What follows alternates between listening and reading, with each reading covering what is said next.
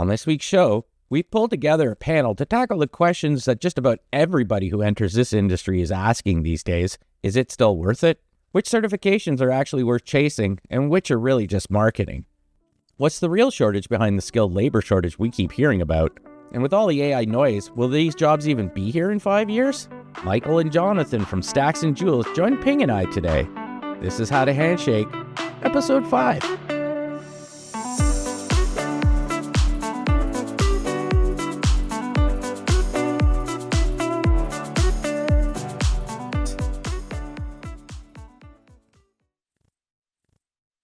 With me is Mike and John from Stacks and Joules.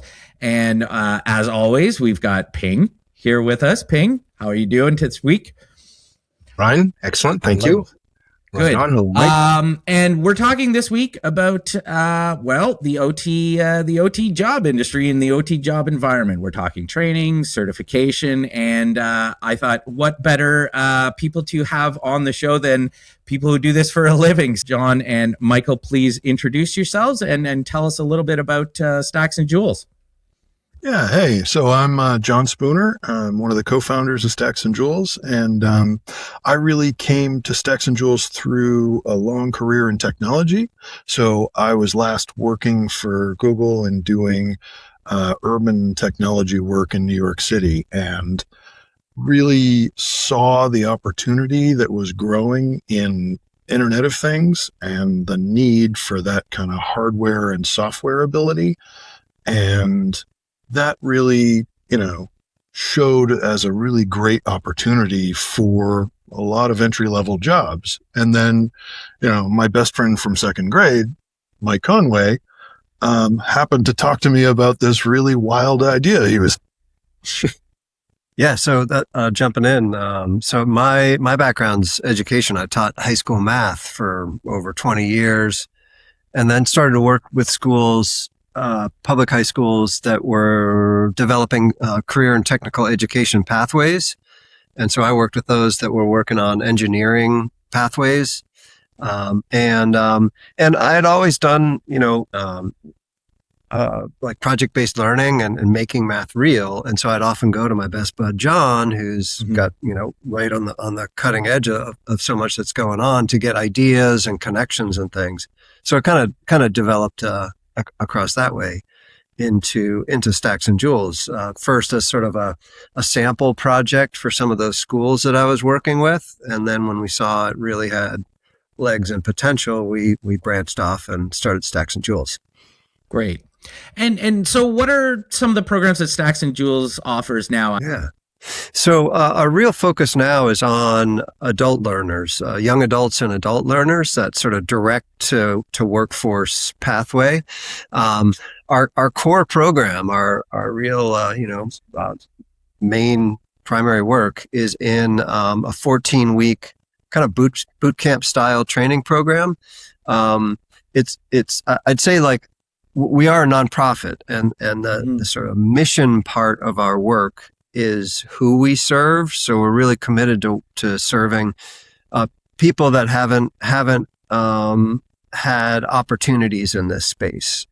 So they're typically coming in with little to no formal technical background. Our only requirement is a high school diploma or equivalency. So it's really focused on, like, bringing very, very new talent into the space. There's also a practical side to that, which is that, just given the demographics really of our country, is there are fewer and fewer, or smaller generations coming in. So not only do we have, the gray tsunami of retirement, we've got smaller generations coming in, less people to fill those roles and support those roles. So we've got to be reaching out into places that we haven't typically looked for talent. And we've had great success with that. The other side of the coin on that is that this industry is AI proof. And for this young generation, that is a real and honest concern. that, Yeah. am I going to go after this job because it may be evaporated by some new tool? And so looking at that human moat, like, if you can have to touch something, then it's AI proof. And that is really where we saw a lot of strength in this opportunity. Was it wasn't just like, oh, here's the job, and then, oh, we'll see what happens to it. It was real estate, building automation is something that cannot be impacted in that same way. And so that gives stability. Yeah, I'd say too on the AI point is like these roles, they're really enabling AI in the built space, right? Because that BAS field technician, which is what our training really focuses on, it's really about establishing and then maintaining that flow of data, right, back and forth, and data is what AI is fed off of. So they're feeding the AI models and making sure that they're getting that consistent and reliable and verifiable data. And then there's so much play in this space because of that they're like engaging in the use and even the development of AI agents for different tasks, kind of accelerating the pace of the training, so they're able to do more complex work with the support of AI in a shorter amount of time. Ryan, I might take us a little bit off track from what you had planned Go here. for it. Yeah. I knew this was right up. I knew this was heading right up your alley, Ping. So go for it. I just want to add a two and two together what you just said there, that this industry is AI proof, and I think I would qualify that as at least AI proof for a little while. Don't know where AI is going to go, but for now, it is definitely more robust against the current disruption that Gen AI is providing. But I just want to understand the people that you're training, the people who are coming in, if they are coming in, whether they are using that excuse or not, or that reason or not, to find a job or a career that is more AI resilient, does it mean that they're looking for more hands-on? Does it mean that the people are looking for more, the hands-on aspect of our industry, or are they looking for more the technology aspect of the industry? Because you said that there's the agent side, writing agent side, and then the pulling the wire side, which is definitely more. And I think that the tech is the appeal. That is the job that appeals to them very much so, because it's been in their head. Oh, you go into tech, you can make some money, you can do cool stuff. So hearing the tech side is definitely one piece, but the in-person nature for these students, they are creatures of the urban environment. They love New York City. And to them, the coolest thing is to throw their laptop in their backpack, get on the subway, show up some humongous building, go in through the secret door, and be the smartest guy in the room. That is their dream. And we are delivering that to them. And that is what is really, really transformational here. Yeah, and really cool, like John says, Empire State Building, the Natural History Museum, the places they went to as a kid, just buildings like some of the most iconic buildings in the world. And we've got graduates, going in there to troubleshoot and revamp their systems. Just coming back to that question about, what sort of our participants are looking for. I'd say that the most common type is very, very comfortable with technology and sees the opportunity there, but they get a little antsy just sitting at a computer all day. So they really like, as John was saying, that aspect of of that combination of skills. But we do get some who come in. We've had a number now who've had a CS degree or an engineering degree, and still sort of struggling to find that meaningful job. And so those CS degree holders usually are going into more of a more purely programming roles, or maybe they go into a graphics for BAS role. And I think this is a great way to sort of set the table for this discussion right now, is because one of the reasons why I wanted to do this episode is because this conversation keeps coming up every 6 months. And if you ever look at any automation threads on Reddit, anything around BACnet, HVAC talk, any of those things, all the questions always revolve around thinking about making the jump to X, thinking about getting into this career. Where do I need to start? Before we get into talking about specific career paths here, when we talk about OT, we use the term, operational technology or OT networking. What does that job actually look like on a Monday morning to you guys? Are we talking about laptop writing, controller logics? Are we talking about tracing wires, crawling through ceilings, like you said, living behind the scenes? Or is it a combination of both? How are you usually approaching this for your guys?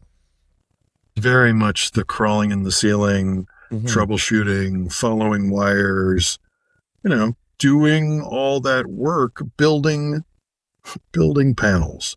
Like that is the classic on-ramp. What is getting that familiarity and really understanding. Although I would say that it's more like what's very common now with automobile, like car mechanics, especially with electric cars, but even conventional, is that the first thing they do is plug it into a computer, and then they get diagnostics. And those diagnostics don't like tell you exactly what the problem is, but it tells you it's a fuel air mixture. And then you have to, as the mechanic, know, what could be affecting the fuel air mixture? And there's a variety of things. And so then you go in and dig deeper. And so that's kind of the experience. It is this combination because they're getting diagnostics.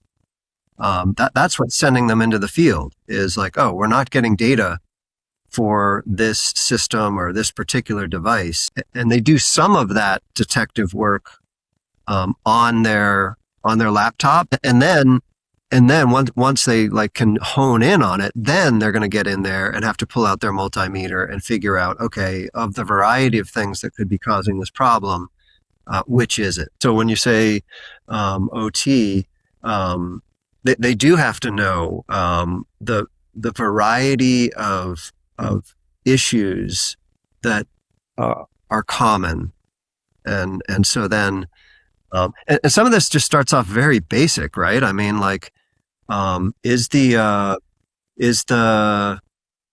device ID matched with the correct IP with the correct MAC address, and when an update was done, is it still communicating via the correct port? So that's like two of the top 5 error diagnostics I think we see. Yeah.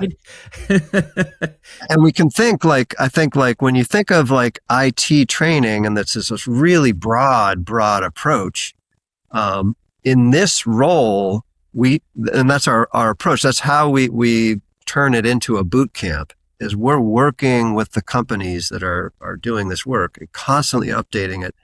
And what we're getting is what are the most common issues that your technicians are encountering? And then looking at that, our expertise is to be able to look at those issues and then identify the ones that we know we can train a very, very new person to be able to understand it and rectify quickly. That's really, so it's a very, very targeted approach. But it sets them up. I like that. It's kind of like the inverse of what you would normally see, right? Rather than exactly. teaching the theories, teaching all of those things, and then as you get more advanced, you become more hyper specialized. Whereas you've sort of deconstructed it and said, "Here's the core issues. What do you need to understand those core issues, and what do you need to get to work?" And that's a really interesting approach. And you mentioned this already, and this is, the talk around skilled labor shortage. And, I am of the opinion, and I think Ping too, that it is a real thing. And I think you laid it out perfectly, is there is that swath of people that are retiring, and they're taking a lot of institutional knowledge with them. And at the same time, there's a lot of sea change happening in the industry. There is also a lot of prerequisites to being more computer-based now. But, how real do you see that shortage on the ground? What are you hearing from people? Is it the training? Is it just getting your foot in the door? What are you seeing as those barriers as the frontline folks? I mean, definitely it's I would say that it's an industry that's constrained by labor and workforce. You look at market penetration, and while it's starting to creep downward in terms of like the size of the building, and it's starting to get into residential, there's still huge swaths, especially when you start looking at like small and medium-sized buildings where it just has not penetrated. So that's where it starts. Therefore, all of these systems, the hardware, the software, is designed by highly skilled engineers, and it is requiring highly skilled, engineers and technicians to implement and maintain. Mm-hmm. So that's expensive. That's where the expense really goes, and that's why it's constrained to those larger buildings where those margins are there. In order to really, open up, there's this huge opportunity to just widely open this market by bringing down the labor cost. And in order to do that, and we have some initiatives that are working on this, it's a redesign at the hardware and the software and the process level so that it can be done with our entry level talent, and that, that's going to open up a huge market, and it'll become the sort of on-ramp to those continuing, where the extra level of technical expertise is still required. Mm-hmm. So it is constrained. Sorry, quick side question. Yeah. We always, for as long as I've been in this industry, we talked about labor shortage, and also skill shortage. Are you students, young or older, that go through your program, the placement rate? I'm wondering, are you able to share that? And the reason why I'm asking is that if your placement rate is very high, then clearly there's no oversupply, right? So I just want to tell the folks who are listening here. Yeah, totally. It's a very, very high. We have high graduation rates, and then of those that graduate, very high, like 92% are employed after graduation. So in this field, very high in this field, or like related, yeah. But within the sort of built environment roles, the primary role is directly as a BAS field technician. And then we have some that are starting to go into like logistics for a BAS company, project management for a BAS company. Yeah. It's across a wide range. And then we have those that come in and they actually decide like, I actually really like just the mechanical, and they end up going over to a mechanical. Right. And I know I'm going to ask you to guess, but if you tripled the intake, you think you would maintain the same placement rate? Again, I'm just wondering if you feel that something that we've purposefully designed our program not to saturate the marketplace, because, we're really a shoe leather door opening kind of company.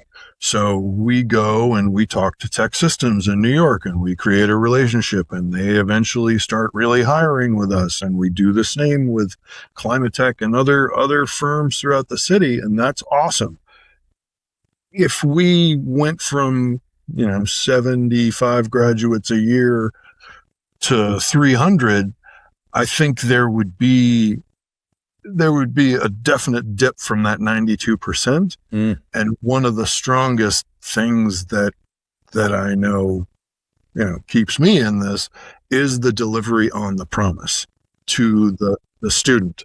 And so I don't want to bring them through this thing where it's like, oh, the pay rate keeps dropping because we're saturating the marketplace with all these kids who are willing to do it for less. And you're like, oh man, we're fighting against this. So our strategy has really been to look deeply in New York, where we're established. We have a great program. Now we've started a program in Charlotte, North Carolina, and we're looking to do the same thing, but looking at a different marketplace that needs, BAS technicians in large numbers. So we can work there and do the number of cohorts and kind of expand that way. I was looking around on Reddit and looking at things like the building automation subreddits, and there were a lot of examples, a lot of anecdotes about people just sort of, was not their first job. This was never what they set out to do. For example, one of them wrote, he was an electrician whose mechanical contract needed a controls guy. And, everybody else had no idea what that meant. He said, quote, they avoided it like the plague. And another was a landscaper who got injured on his job as a landscaper and wanted something less dangerous. I don't know about crawling around in the ceilings being less dangerous, but, do you find that a lot? Do you find that a lot of this are people that are kind of recalibrating for a next role in life, or by whatever reason have sort of fallen backwards into this? I mean, the real focus for us is this 18 to 24-year-old audience. And so that is the lens that we're seeing it through. We initially used to have a much wider gamut of generations. And in that, absolutely, there was a lot of kind of second act choice because of the opportunity that this gave. One of the young women who went into logistics, she actually was in her 30s or 40s, and this had been kind of like she had an okay career, but then finding BAS just multiplied the opportunity. And doing what she had done before, now she understood BAS. She knew Niagara. Like, you don't have a logistics person who knows Niagara. So, it really, it's that kind of, it's as Mike was talking about, that loading them with these abilities and these tasks and these strengths that are exactly those tasks that they're going to find on day one. Oh, we got to hunt down all the IP addresses and match them to the MAC addresses. Okay, done. I've done that plenty of times. And, I love that we have part of our curriculum is them learning how to actually wire an RJ45. Like how to actually wire Ethernet, then plug that Ethernet into a Distech device and go give it a static IP. Like that's end-to-end programming. And that is real, where they are at because we held a graduation event where, the student kind of science fair style is standing behind a laptop with a screen, an air conditioning device, a wired demonstration, whatever it may be. And they extemporaneously answer questions from people just walking up saying, oh, what's this? How did this? What did you do here? And being able to answer on all kinds of fronts instead of just like, this is my book report. This is what I learned. It's like, I can tell you, and people come up and are like, what should you use here? Well, I looked at BACnet, but that wasn't the right font. And like, all these people are like, whoa, okay, you do know what you're talking about. So it really gives that well-rounded nature that I think is so crucial. And I'd say it like in Charlotte, where we're partnering with a local Goodwill that has had training programs in HVAC and electrical, and so they're adding this as another track. That demographic is older, so it's like late 20s, early 30s, and so we see a lot. Like the comment that you just read. I was just working with one of those guys remotely, and he's a trucker, and on that job, it's the same story. Got injured. Somehow, you can imagine moving things in and out of trucks. And that's what sort of tipped it for him. It was like, okay, I got to find something else. Now, this is also an evening course, which is a little different. And so many are working. So he leaves class at 10 o'clock and goes directly to his trucking driving a truck, and does that until 6 or 7 in the morning, and then sleeps a little while, gets up and comes to class. But when you see that kind of drive, like, yeah, I guess he's a trucker, but, That one almost snuck by me. yeah.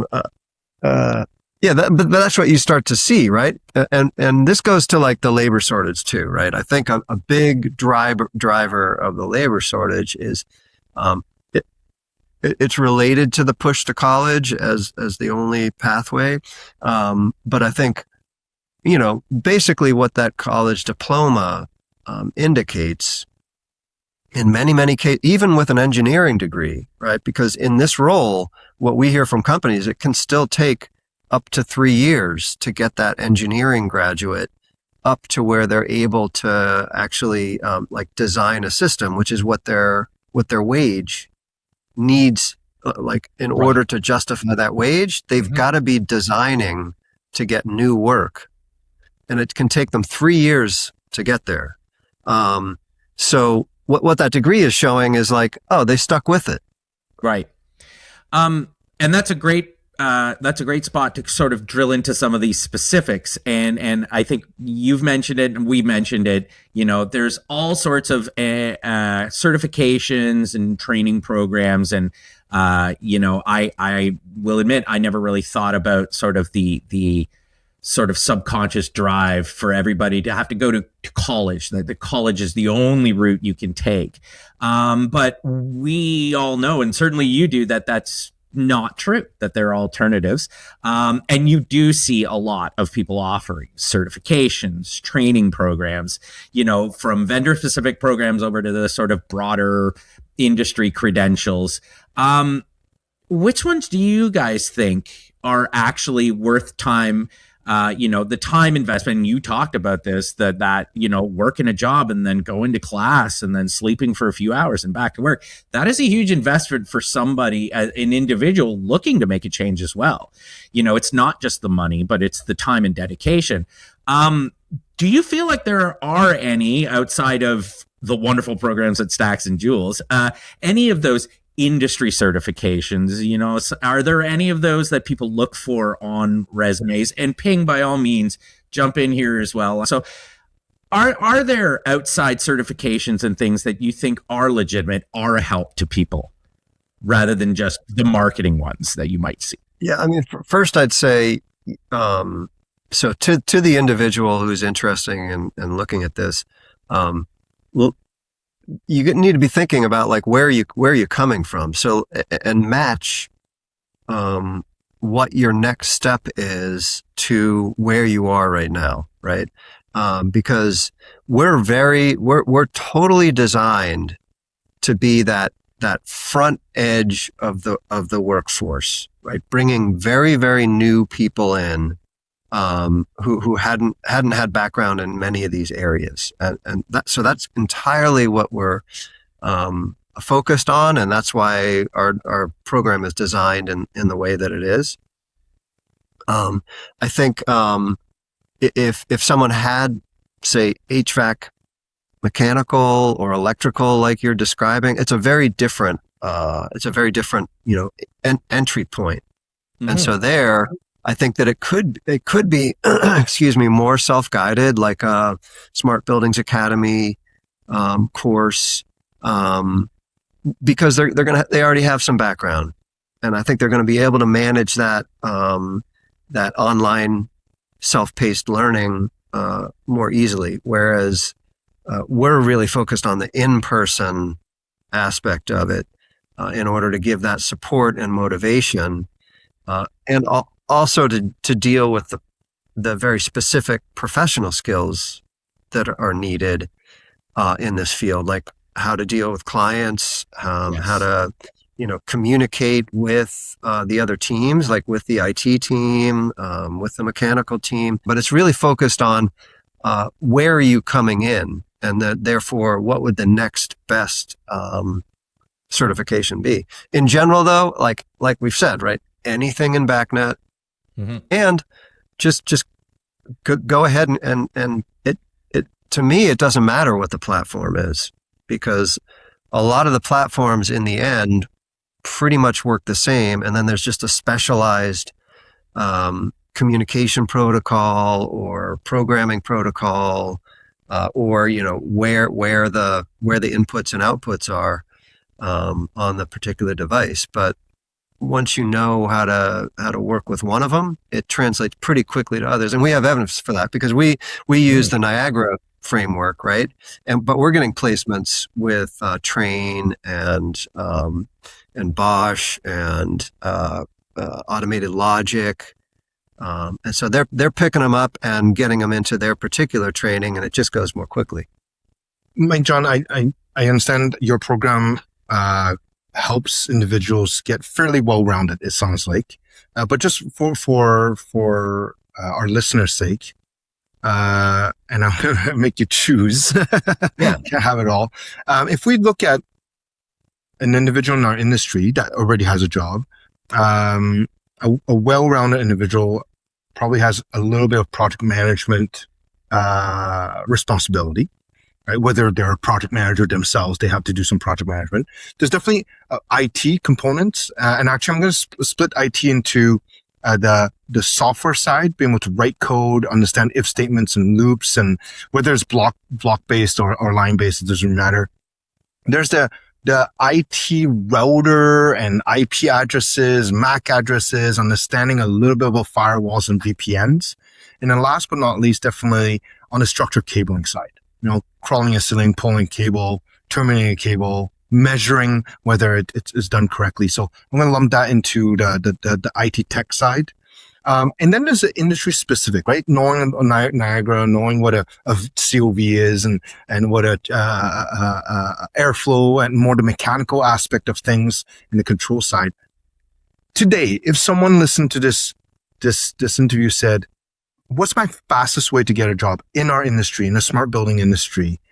Would it be to become a little bit of a project manager, to have one of the three, and if you can explain which one, whether it's structured cabling, software, or IT networking, and then more the mechanical and controls, understanding that aspect of it. Which one do you think would be the fastest path for them to get into the industry, understanding that that's not sufficient to build a fulsome career? You can only get one? You can only get one. Or maybe you rank them, Yeah. Okay. Well, Tough one, I know. I smell an opinion coming. I would say IT with a dash of mechanical knowledge of what a building is, because, IT is still dime a dozen, but IT with context about the built environment, whole different than some MSIE cowboy. Like, that is not going to work at a BAS company. If you're going to be some sysadmin from hell, like, love it. Get out. Yep. So yeah, I think there is definitely a need for kind of fresh blood in that space. So I would say that would probably be where I would say, yep, that's going to probably be your quickest. Of course, I would say, well, the quickest way is through Stacks and Joules, because we give you a bit of all of those pieces. So you're well-rounded. But yes, to answer your question. I'm asking really, because I'm sure that answer would have been very different if we asked that question 15 years ago. I'm trying to just show an evolution of the industry. And of course, not everyone listening will be in the New York industry or region and New York, Charlotte, North Carolina. We're growing. Right. But I'm just trying to help those who are listening understand what area is in most demand, really. Yeah. And I think that's kind of an interesting thing, is that New York has the majority of the new BAS systems. And that's still a small portion of the pie. When it comes down to it, you've got ancient, JCI systems that are like, whoa, what is that? Can I touch this? Some ancient stuff. Yeah. And, straight wire systems and old control systems blended with digital interlinks and stuff. And you're like, oh my God, this Franken system is like, so that's what you're still going to encounter. So it's like, no matter how AI and slick and amazing your FDD is, it's still going to fall apart once it gets to the back of the house. And it's like, oh, oof, this is where it all gets kind of rat's nest together. And the network kind of becomes a bit more antiquated. I was just going to give a specific example of like the, kind of like IT, the importance of IT, but with that dash and mechanical is in that like commissioning phase of even something as simple as a VAV box, right? Because a lot of the initial work is making sure that it's connected correctly and that it's communicating. But the way that you verify that has been done correctly is, voltage, amperage, right? You're testing, okay, it's supposed to be within this range, and therefore is it? Or it's supposed to be a pressure, indicated as a pressure. So I've set all this up. The way I'm going to know if it's correct on the device, I can confirm that the discharge pressure is this. And when I go into my laptop and I check the discharge pressure, all right, we've done it. It is connected. It's all correct. We're on it, right? So that's the example. Like in order to get it connected, it's all of that IT knowledge. In order to know that you've done it correctly, it's the system knowledge of the mechanical system. Yeah. No, by the way, if for what it's worth, I agree. I think today, of course, our view is very biased, right? We work with customers and customers who have problems on their network or building automation systems. So of course we see much more the IT side, but from what I can tell, and we get customers asking us all the time if we know anyone that's looking for a job from the CS or IT world. But I absolutely agree with you. I have seen people who fail in this industry because they want to go and do IT and realize that the built environment has a spin on it, appreciating that what you are doing has a direct impact on the physical world, is very, very valuable. So I think I agree with both of you. The quickest way, and not looking for a shortcut, but right now it seems like one of the highest area of demand is someone who understands a little bit about networking, understands a little bit about software, but also want to learn about temperature and pressure and airflow and how people move around and why air quality matters and why people want to go into a building. Yeah. And I'm going to call this out on our last episode that we just filmed a few days ago. We had a great conversation about the IT and OT convergence. And that was exactly it, right? It was how are we going to be successful at this? It's to not deny that IT and OT are converging into, as I think Jim from Altura said, it's all IT now. If it's running on that system, it's IT. But to be that guy, like you said, who can understand the IT notions, having that common nomenclature, being able to speak to both sides, and Doug from Dartmouth College, they have one of probably that really rare beast of a combined services department with IT and facilities people both working together on one job. And that's what he said. It was headspace, coming into it with a willingness to learn and a willingness to hear what the other side has to say, rather than that's not my job. Yeah, knowing that going into vacation means that your work increases, not decreases. Oh my God, I've got it coming up next week. Yeah, I'm like, okay. Yeah. Preparing for end of year college time is more work for the facilities team than when they're there. Yeah, but I wanted to say, I was just going to say that's an appeal. Yeah. I also like that you called out our friends at Smart Billing Academy. Full disclosure, I tried to get Phil on this show with us, and I don't know if he's on vacation or something. Sadly, he never responded. But I thought he'd be an extra, a great third perspective to have on here. So I definitely want to get him on sometime soon. Yeah, for sure. outside of training, and this is a question for you guys, I guess. So it's outside of formal training, for you guys, the teachers, what do you do to stay on top of the industry? What are you guys doing? What are you looking for? What is it that's keeping you on top of this industry that's, going very slow, then very fast?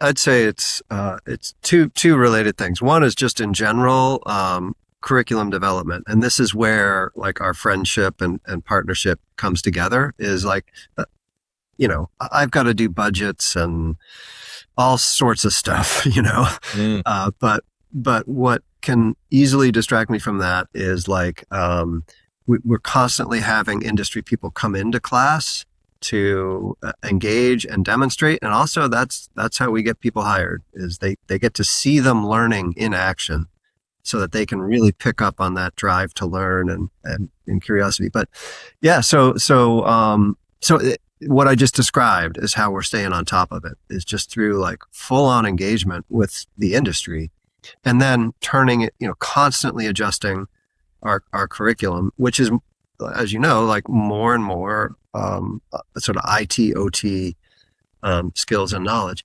The other one is what we call our DAB lab, which is Digital Automated Building Laboratory. And this is a medium-sized building that our partner in New York, Henry Street Settlement, they own and operate about 18 small and medium-sized buildings that they use for, housing and all of the programs that they provide. So we have one of them, and we've started the process of bringing some controls into that building. So our first partner was with Google and Autodesk and Delta Controls.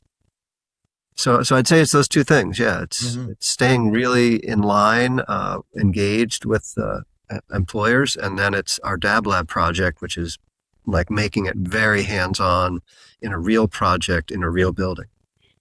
And of course, listening to podcasts like this. He's extending the knowledge to podcasts. I should have asked you to come with questions for Ping.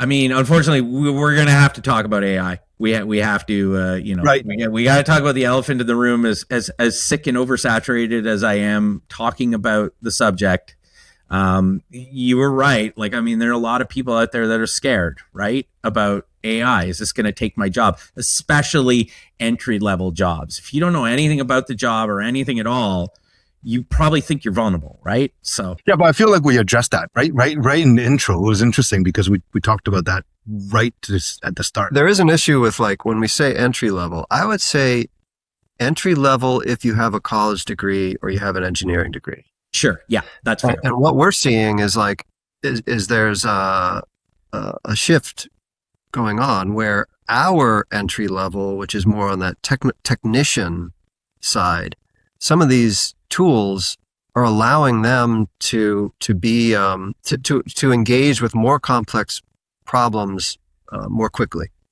So, they can take a photo of that VAV drive that they've never like it's a new model. It's a model they've never seen, or it's some update, and so that it's got the inputs are different. They're arranged differently. So they take a photo. They ask a few pointed questions, and it gives them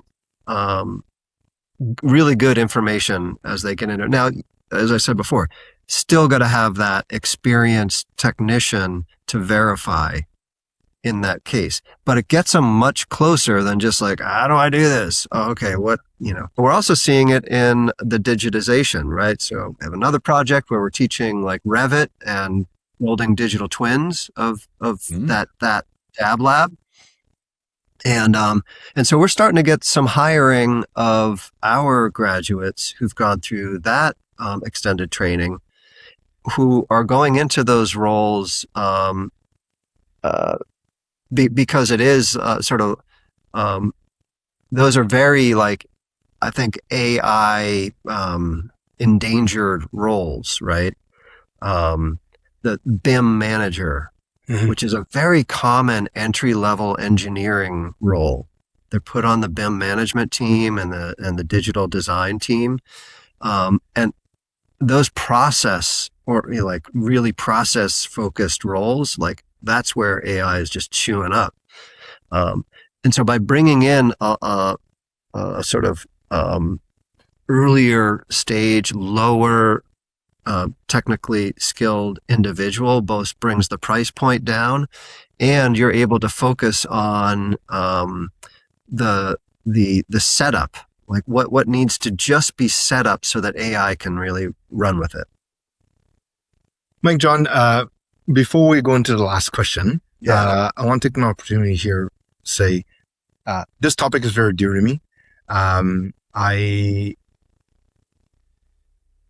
never thought I would be in this industry, right? So I went after electronics and computer engineering.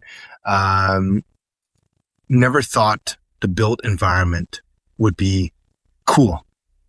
But I think that was a big mistake. And I think for those who are listening that have a background or an interest in IT, AI, data, science, this industry is actually extremely exciting. I think that the part that we don't realize when we're on the outside is that there are more connected devices, more data in these built environments than most enterprise IT systems. If you take a moment and you think about built environment, you have every VAV, is that thing that lets air in or out, is connected. You can have multiple ones per rooms. Lights are connected. Windows will be connected. I suspect the floor will be connected soon to detect spills and pressure. There's occupant sensors. There's sensors everywhere. So there's more connected devices in the built environment than the IT enterprise system. And the data it generates is super cool. And for those who kind of wasn't sure if you wanted to sit behind a desk, but also wasn't sure if you wanted to just be going, digging holes all day long, is that perfect straddle, that cyber physical world. So I just want to plug that in for a second because I got lucky to accidentally fall in this world, and I like to be able to turn around, play around with controller. I'm looking over there because I have some controllers there. Be able to play around with the sensor, put in water and see what the data generates, and cover my hand to heat it up, take a fan and see how it creates different type of data. Yeah, you can I write code. Breathe on the thermostat, and it kicks up the CO2, and you can see something happen on the other end of the line. People love it. I love it. That's right. So it's just totally fascinating. I played around with Arduinos and Raspberry Pis, right? That was really cool, but it's small, and it's starting to see them come into the space a little bit. But I also, I did just played around with that kind of stuff. Now to see it on this scale is like, oh my God, I'm a magician. And that's a very common experience among our students. So there's one check out, this is a guy who's currently in the Charlotte cohort, named, I'm just looking up what his name is. He's Nigel Porterfield. Check him out on LinkedIn because he's starting to do these little clips of what he's learning. And you're starting to see like that vibe that you're describing. Like he's really displaying through his posts about what he's learning in a way that is like very, very like current, Right. So I think my last question to you, our last question to both of you, each of you is, for those who are considering going into this industry, when we say this industry, we're talking about what we call the built environment, right? The commercial buildings and the technology that govern the operation of this building. So the HVAC system, the lighting system, the people moving system, the electronics, the computer, the software that operate these buildings, basically anything that's not concrete, plumbing, and high voltage electrical. What is your advice for them to explore, and what is maybe perhaps a word of caution? Maybe not warning, but a word of caution. Okay. We'll start with John. I'm putting you on the spot there. So glad you're starting, John. I would say the advice to someone who's just starting out is learn PoE, because that is going to become the wiring of the future. And if you can be in on that, you're going to be part of the infrastructure that really changes and levels up and 10X's all of society. So look at PoE as a future technology.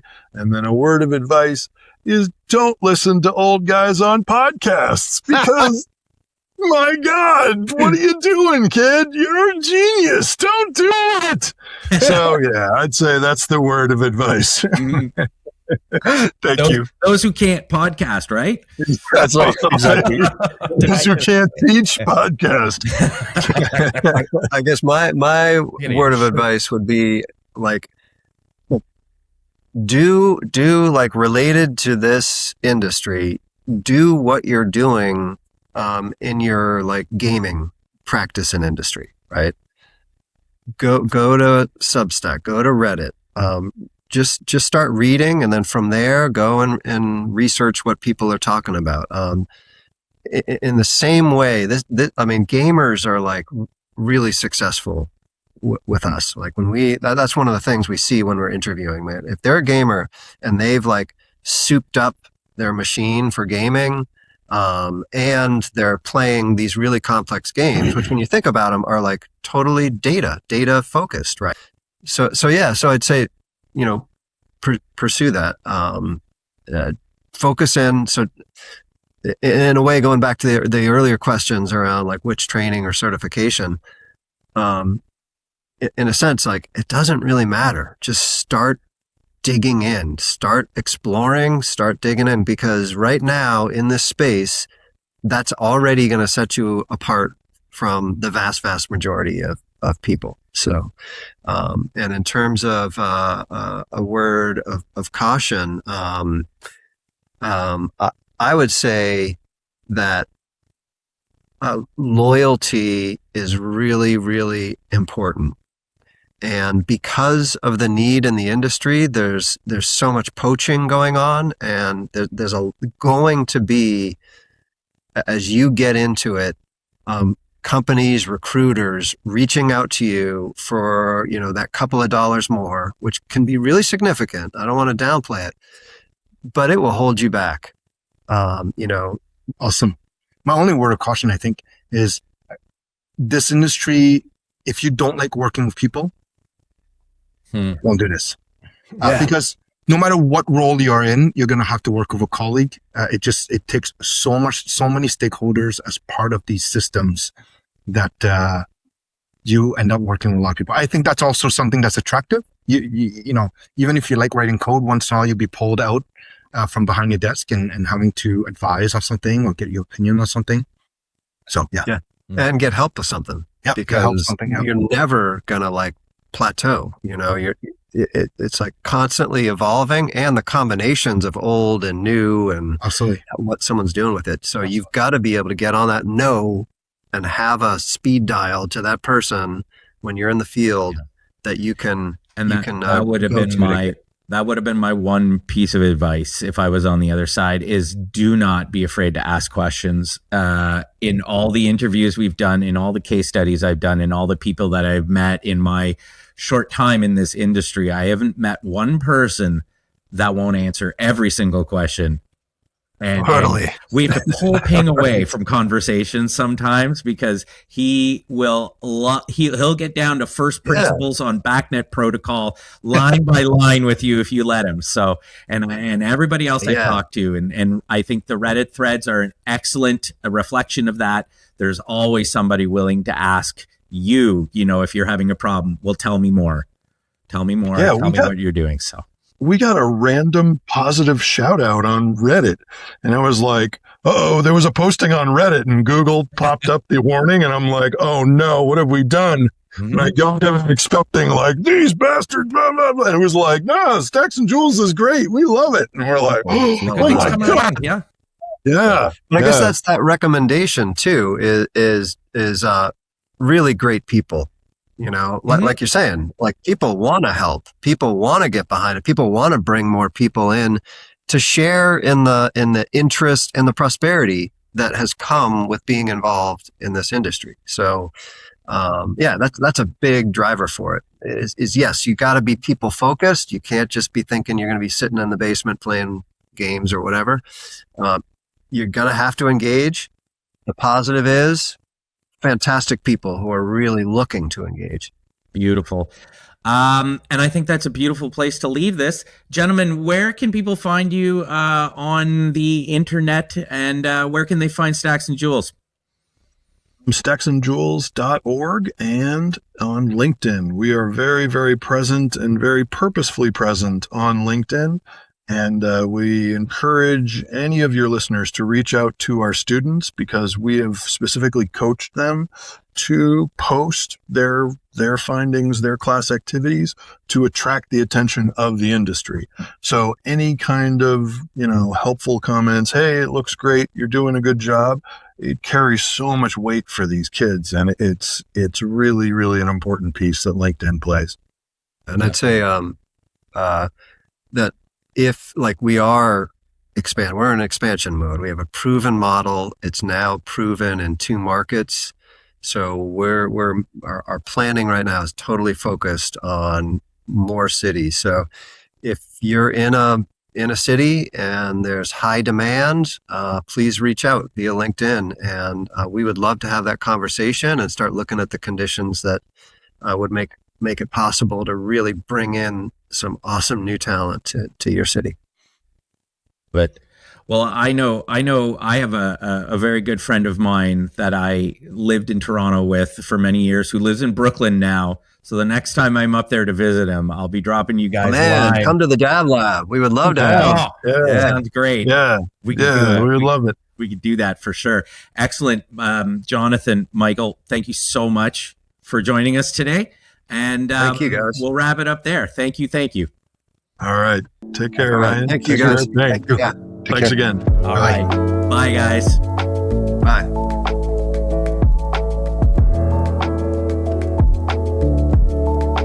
How to Handshake was created by Optigo Networks. You can find us on YouTube and at optigo.net. Tune in 2 weeks for the next episode.